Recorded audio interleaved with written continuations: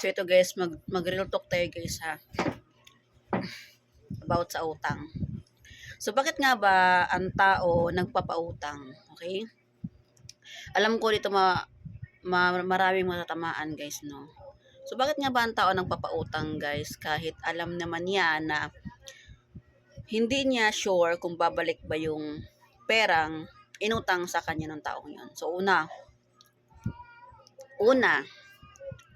either yan ay negosyo niya, no?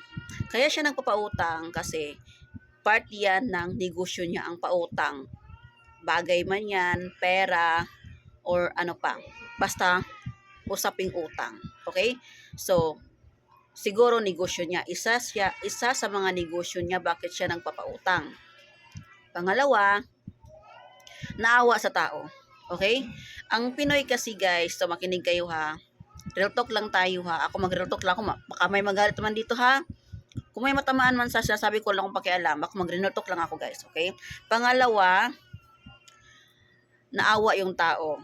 Okay? Yung Pinoy kasi guys, sadyang maawain. Okay? Kahit na wala ka na, basta mapautang mo lang yung tao. Lalo na kung kilala mo. Okay? Lalo na kung kapitbahay mo, kamag-anak mo, kapatid mo, basta kakilala mo. Maawain kasi yung taong Pinoy guys. Nasa atin na yung talagang maawain. Okay, pangatlo.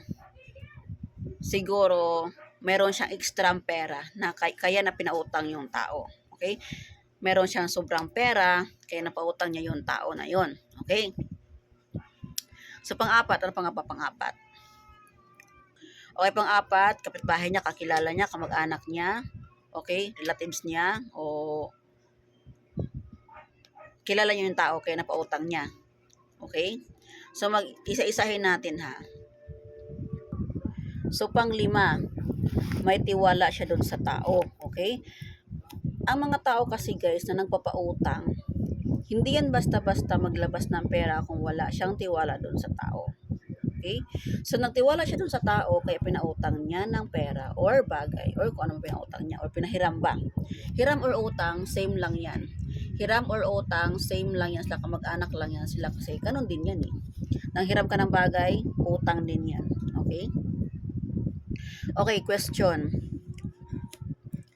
Bakit pa daw magpapautang na alam mo naman na hindi hindi nagbabayad?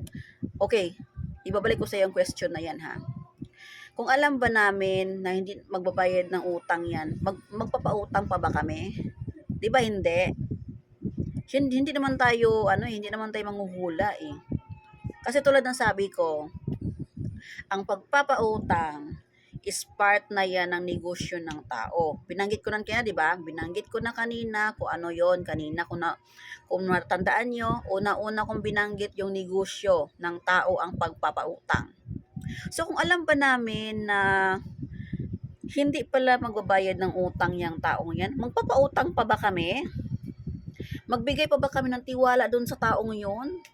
Ibigay pa ba namin, pahirap pa ba namin yung perang yun na pinaghirapan namin? Ibigay pa ba namin dun sa tao na alam namin di magbabayad ng utang? Di ba hindi? O sinong tanga? Sinong tanga sa dalawa? O, yun ang tanga, yun ang utang. Kasi alam niya sa sarili niya, nangungutang siya kasi wala siyang purpose, wala siyang planong magbayad. So siya ang tanga. Hindi tanga yun nagpapautang. Kasi yung nagpapautang, part lang yan ng negosyo niya. May tiwala siya dun sa tao, kaso nga lang yung taong pinangutang niya, tanga. Tanga, di ba? Sinira niyang tiwala dun sa taong yon. So mga tao kasi, ang bilis kasi magsabi ng mga taong gano'n, ang dali magsabi. Ang dali nila magsabing gano'n. Bakit ka pa sila pautang kasi na di naman marunong magbayad ng utang yan? So kung alam pa ba namin na hindi marunong magbayad ng utang yan, magpapautang pa ba kami? Siyempre hindi, di ba? Hindi tanga yung tao magpapautang na alam naman namin the first place na hindi magbayad ng utang yan. So ganito ang gagawin, no? Okay? Ganito ang gagawin. Sa susunod na mag-utang yan sa'yo, susunod na tatakbo yan sa'yo, wag mo na pautangin kasi alam mo na, nabiktima ka na eh. So doon papasok yung word na alam mo na hindi yan nagbabayad ng utang. Tulad ko, okay, ako na nabiktima na ako diyan. So kung alam ko lang sana na hindi pala magbabayad ng utang yung nangutang sa akin, hindi ko na sana binigay yung pera o hindi ko na sana pinagkatiwala sa kanya yung pera pinaghirapan ko. Kasi alam ko na eh. Pero hindi ko alam eh. Hindi ko alam. Siyempre binigay ko sa kanya tiwala ko kasi kilala ko siya. So, lahat ng binanggit ko kayo ng unang-una, lahat ng binanggit ko, nandun. Binigay ko sa kanya. O, sinong tanga? Siya ang tanga. Hindi tanga yun ng papautang. Kasi part lang yan ng negosyo ng tao ang pagpapautang. Yun nga lang, sinira niya ang tiwala ng taong nagpapautang. Okay? So, huwag niyong sisihin doon sa mga taong nagpautang bakit hindi sila binayaran. Sisihin niyo yung mga taong umutang na makapal ang muka, na basta na lang utang na hindi marunong magbayad. Yun ang sisihin niyo. Hindi yung taong nagpautang. Diba? Dapat nga matuwa kayo eh, na may taong mga ganito eh. May mga taong malalapitan kayo sa oras ng pangailangan nyo. Sa oras ng emergency, meron kayong mga tatakbuhan, pero sinira niyo ang tiwala. So, susunod ba kung sakaling magka-emergency man, kung sakaling kailangan nyo ng pera sa susunod, makakalapit ka pa ba sa taong to? Hindi na, syempre. 100% hindi na kayo makakalapit sa taong yan. Itagaan nyo sa bato. Kasi nadala na yung tao eh. Diba? So, kung alam lang namin na hindi pala nagbabayad ng utang yon, ibibigay ba namin tiwala namin dun sa taong yun? Hindi, syempre hindi, di ba? Ganun lang kasimple yun. So, wag niyong sisihin. Wag niyong sisihin yung mga taong nagpapautang. Ang sisihin niyo yung taong nangutang na hindi nagbabayad. Ganun lang kasimple yun.